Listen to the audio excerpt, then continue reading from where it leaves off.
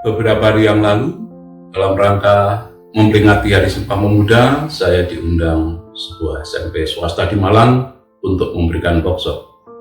Di tengah-tengah acara, saya bertanya pada para siswa, kalau sudah besar nanti mereka ingin menjadi apa?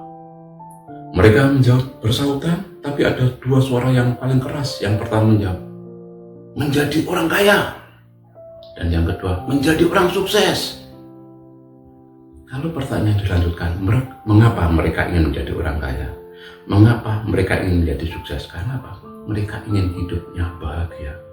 Mungkin punya pengalaman masa lalu, hidup miskin itu penuh penderitaan.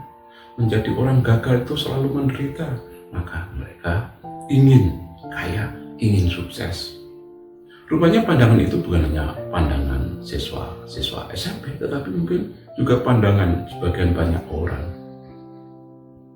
Lalu kita mendengarkan sabda Yesus hari ini. Yesus berkata, bahagialah orang yang miskin, bahagialah orang yang haus dan lapar, bahagialah orang yang dianiaya, dan seterusnya. Banyak orang mengontraskan bahwa ajaran Yesus ini berbeda secara dikotomis dengan apa yang dipahami oleh dunia. Tetapi mari kita lihat, ada frase yang dipenggal. Yesus bukan hanya berkata, bahagialah orang yang miskin, tapi bahagialah orang yang miskin di hadapan Allah. Bukan hanya bahagialah orang yang lapar dan haus, tapi bahagialah orang yang lapar dan haus akan kebenaran. Yesus juga bukan hanya bersabda, bahagialah orang yang dianiaya, tetapi bahagialah orang yang dianiaya karena kebenaran. Bagaimana setiap pengikut Kristus diminta untuk senantiasa merasa miskin di hadapan Allah. Kita ingat perikop beberapa hari yang lalu tentang kisah pemuda yang kaya yang bertanya pada Yesus bagaimana dia bisa mendapat hidup yang kekal. Karena apa? Dia sudah merasa bekalnya sudah cukup. Ketika Yesus mengatakan ini, dan pemuda itu mengatakan, semua itu sudah kulakukan sejak masa mudaku. Pemuda ini merasa bahwa kesalahan-kesalahan yang sudah dilakukan itu cukup untuk membeli surga. Pemuda ini melakukan banyak hal yang baik, tetapi pemuda ini tidak merasa miskin di hadapan Allah. Surga sudah merasa dia pegang karena kesalahan yang dia lakukan. Yesus meminta tidak begitu kepada setiap kita pengikutnya. Surga adalah ketika itu kita peroleh, itu adalah anugerah Tuhan bagi kita. Belas kasih Tuhan kepada kita bukan karena semata-mata perbuatan baik yang pernah kita lakukan.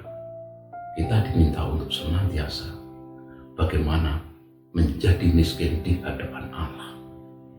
Kemudian juga lapar dan haus akan kebenaran. Setiap kita pernah lapar, pernah haus. Ketika kita lapar ingin segera makan, ketika haus ingin segera minum. Apakah itu juga terjadi dalam rohani kita? Kita senantiasa punya kerinduan yang dalam untuk membaca dan merenungkan firman-Nya. Kita mencari petunjuk Tuhan, mendengarkan sabdanya yang disampaikan kepada kita melalui Alkitab. Sudahkah kita punya kerinduan yang mendalam itu untuk senantiasa tekun membaca dan merenungkan, kemudian untuk melaksanakan firman-firman itu? Ketika itu kita selalu ada dalam hidup kita, Yesus mengatakan kita layak untuk bahagia. Bahagialah orang yang dianiaya, bukan karena dianiaya karena mulut nyinyir, tetapi dianiaya karena kebenaran. Ketika kita membela yang benar dan difitnahkan segala hal yang jahat, Yesus mengatakan, ya bahagialah engkau. Karena apa? Yesus sendiri yang akan berperang dengan orang-orang yang memusuhi kita.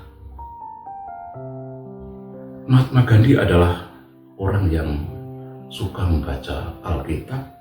Salah satu perikop yang disukai Mahatma Gandhi adalah perikop yang disampaikan gereja pada kita hari ini. Dan dari perikop inilah juga yang menginspirasi Mahatma Gandhi ajarannya, khususnya dengan ajaran ahimsa itu. Maka Mahatma Gandhi juga pernah berkata terkait dengan sabda bahagia ini. Mahatma Gandhi pernah berkata lebih kurang begini. Ini ajaran seorang suci yang pernah ada. Maka bersyukurlah pengikut Kristus karena memiliki guru yang luar biasa hebat. Sekiranya para pengikut Kristus menjalankan ajaran ini dengan baik, saya yakin 90% penduduk dunia akan menjadi pengikut Kristus, termasuk saya. Sebuah pujian sekaligus kritikan dan tantangan. Pertanyaan bagi kita selama ini, seberapa baik kita menjadi pelaku ajaran Yesus. Ke Yogyakarta lewat di Prambanan karena tidak lewat di Salatiga. Selamat berjumat pertama dalam bulan dan jangan lupa selalu bahagia. Akhirnya kembali saya sampaikan, salam bicara kasih.